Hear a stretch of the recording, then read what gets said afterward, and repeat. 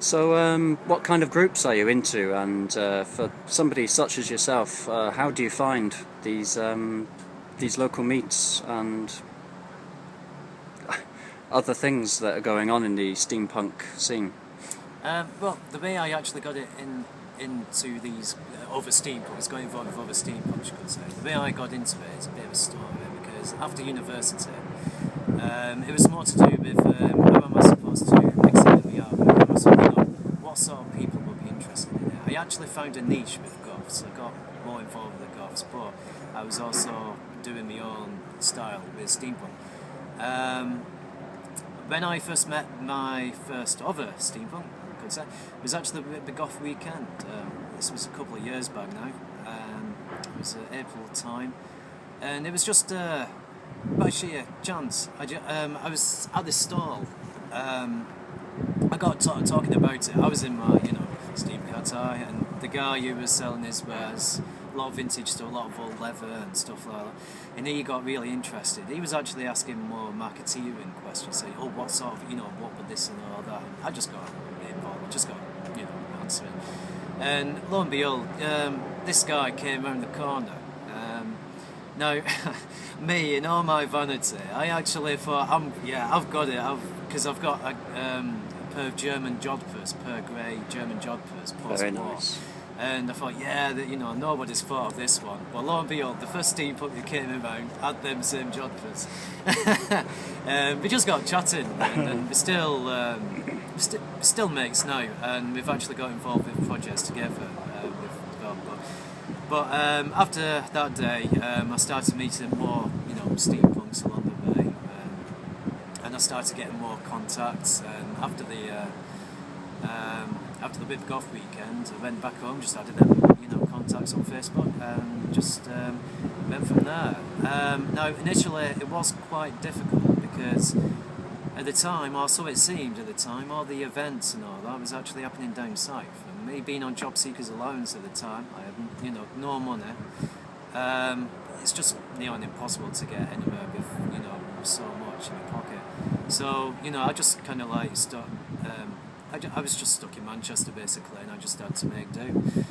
And then I met a girl online, and we actually met in real life at the Asylum, which is the main steampunk event in Lincoln.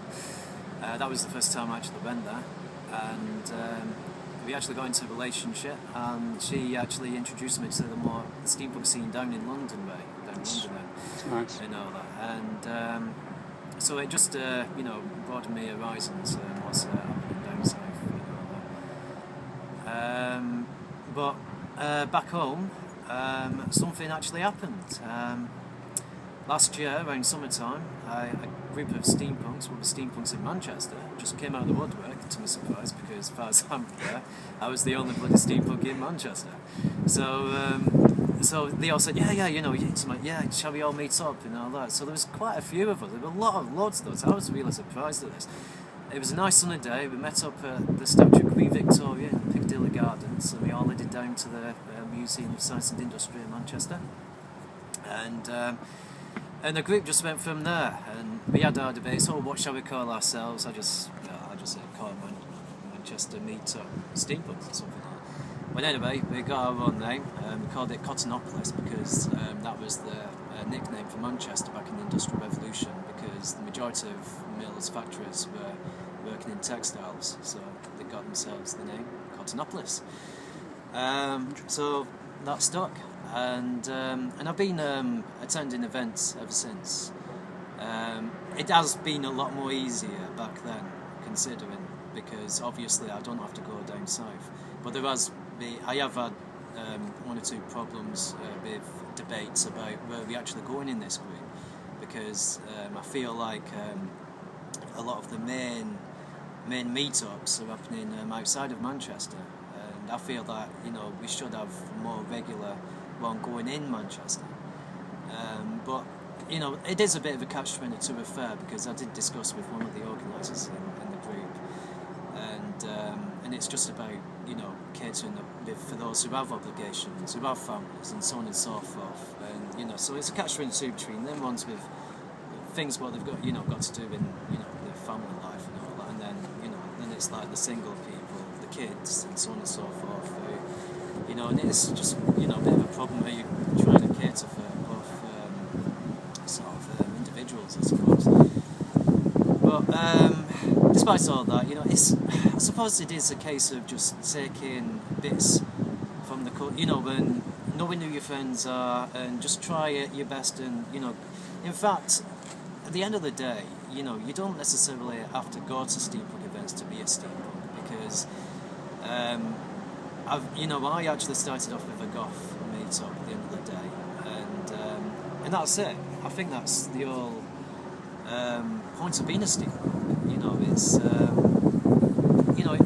be a steampunk. Just go outside. You don't have to be with steampunks to be a steampunk. Just you are dressing up the way you want to do. Yeah.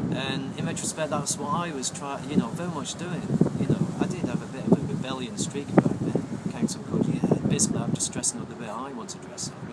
I don't want to wear pyjamas outside and stuff like that. I just want to wear something a bit nice. So I think there is an element of defiance with society, in a way, but with art, you could say. And that's a very healthy, I would say that's a very healthy way of rebellion, to do what you want to do with how you want to create it and all that. So, I think a message to would-be a steampunk who's interested in it, I would say, experiment, explore,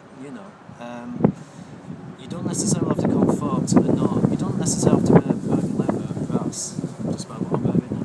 But that's go out there, have colour, do different things and all that, and rock the boat, I suppose, and enjoy yourself. That's the main thing, and hopefully people, don't, be too mad about it where you're actually upsetting other people. Get on. Well, there's a lot of shit in society anyway. We don't want to sort of fall into that. Have a good time with it.